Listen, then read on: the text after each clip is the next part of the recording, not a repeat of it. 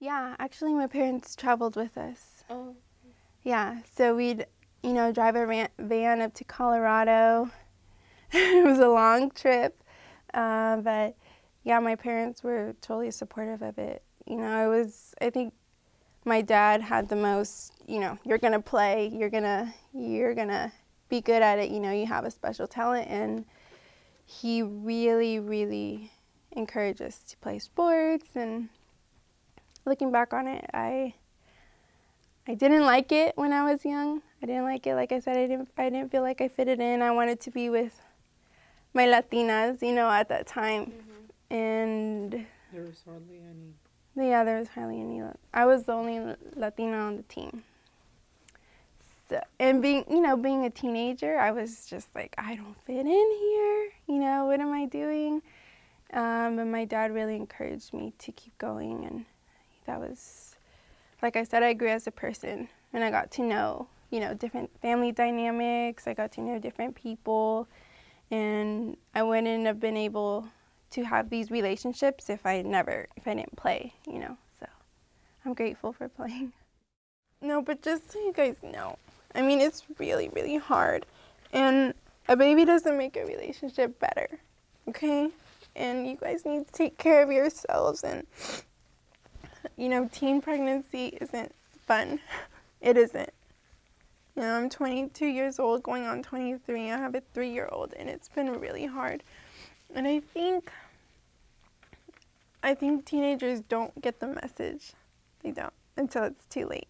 Or they hear it from people that are older, and it doesn't really, click, And I think part of being an academic advisor, I tell my students, if they're in relationships, I tell them, be careful, take care of yourself. A baby doesn't make, the guy and the girl closer. It doesn't work.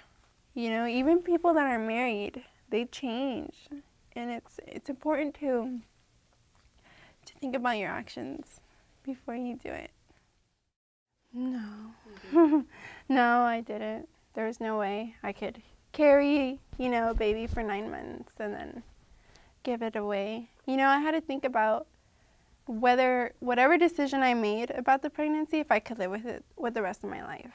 Mm-hmm. It wasn't about what the dad wanted, what my baby's father wanted. It wasn't about what my parents wanted. It was about what I could live with the rest of my life.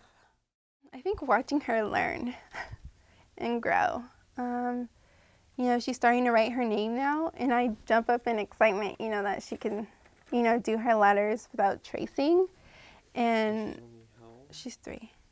And I don't know, it's so exciting, to watch her grow. I think the hardest thing about being a mother is sleep.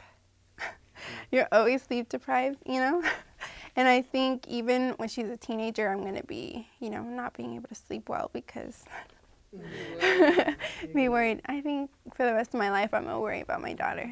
And yeah, so I think the hardest part is the sleeping part, and the funnest part is just watching her grow and learn. So I've seen migrant students struggling so much, struggling a lot, okay? Whether it's making credits, whether it's graduating on time, these migrant students are struggling a lot. And I think a lot of them, especially the recent ones, they come here and everything's in English. Everything's in English. And instead of taking history classes, they're being, in a sense, held back when they're perfectly capable of doing it in their own language. And I think I would love, love, love, love to offer more schools that are bilingual. So if I had the money and if I could do it, I'm pretty sure you guys are familiar with Meca. I would want to open more dual immersion schools where they start off, really young in Spanish, 80% Spanish, 20% English, and as they progress through their years, By the time they graduate, they'll be 80% English, 20% Spanish, and they'll be fluent in all. And, you know, instead of holding these migrant students back, this way they have the opportunity to continue their education because they're intelligent.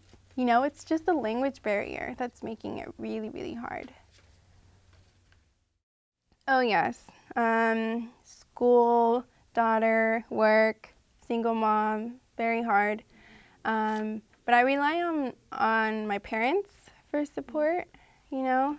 If I have to study for a test, I ask them, Mom, you know, could you watch her while I study, you know, a little longer? And I'm up really late, 2, 3 in the morning, you know, making sure everything's perfect. And it's hard. It really is hard, but I'm going through it, you know, and I'm devoted, and I'm gonna reach the finish line one day because I'm dedicated to finishing my education. I'm Ashley Sanchez. I'm Paul Cabrera. I'm Oscar John.